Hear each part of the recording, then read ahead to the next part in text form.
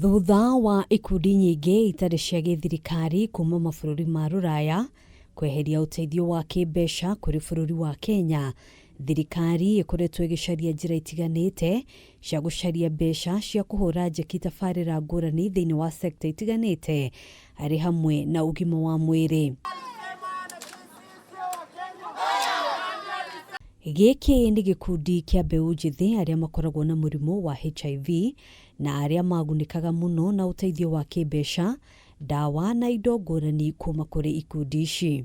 Ũmũthĩ gĩkundi gĩkĩ gĩgũtabanĩtie mũrũrũngano wa thayũ nginyagia nja ya bunge ya Senate na muoroto wa kũhinyĩrĩria seneta wa BUSIA OKIYA OMTATAH guteaniria ciro rĩa AHANDITE IGOTI-INI wa kurugamia ukinyaniria wa NGIRIMITI ya mamirioni ma mbeca gatagatĩ ga thirikari ya Kenya na bũrũri wa Amerika. Leo tuko hapa kwa sababu ya kesi ambayo OMTATAH alipeleka petition kotini kusimamisha ya kwamba hiyo G2G agreement ya health, hiyo funding isikuje Kenya. So sisi kama young people ama wale watu wenye tulizaliwa nayo ama young people wenye tunaishi na virusi, tumejitokeza leo ili kusisitiza ama kumuomba OMTATAH kama anaweza kusimamisha ama kutusikiliza kama sisi watu ambao tunaishi na virusi, ndio posa tuendelee kuishi maisha marefu. This development has serious implications for HIV management in the country, especially for young people living with HIV who depend on uninterrupted treatment and support services.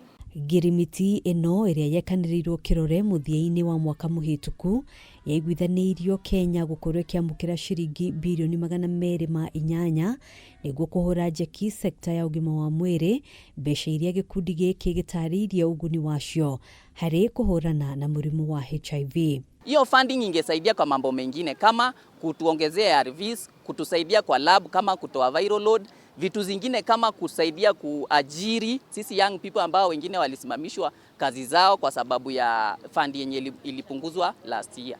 If the delays continues, the following critical areas will be affected.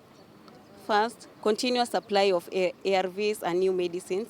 Any interruption in the agreement risks drug stockouts, delayed access to newer treatment options, forced regime changes, and possible treatment failure. Maya mokĩte rĩrĩ namba ya Mbeu njĩthĩ arĩa maranyitwo nĩ mũrimũ ũyũ ĩthiĩte na mbere kuongerereka, ũndũ ũrĩa ũthiĩte na mbere gũtumũra wagagu. 55% of the new infection in the countries, that 5% is young people, and the statistics is worrying simply because the donor funding is no more with us. We are just encouraging G2G funding now that the donor is not with us. We are saying let the government fund be supported so that our health system should to come to normalcy and work. Mbeu njĩthĩ aya nĩ morĩtie atongoria gwĩthema kũingĩrĩria ũteti maũndũ-inĩ makoniĩ ũgima wa mwĩrĩ na makĩria kũrĩ arwaru a mũrimũ ũyũ. Msiweke siasa kwa afya.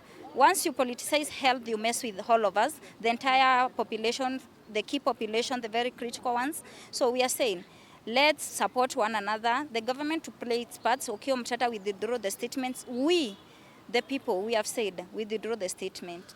We withdraw the petition. Handũ-inĩ ha Kameme TV, njĩtagwo Ngina wa Wandĩrwo.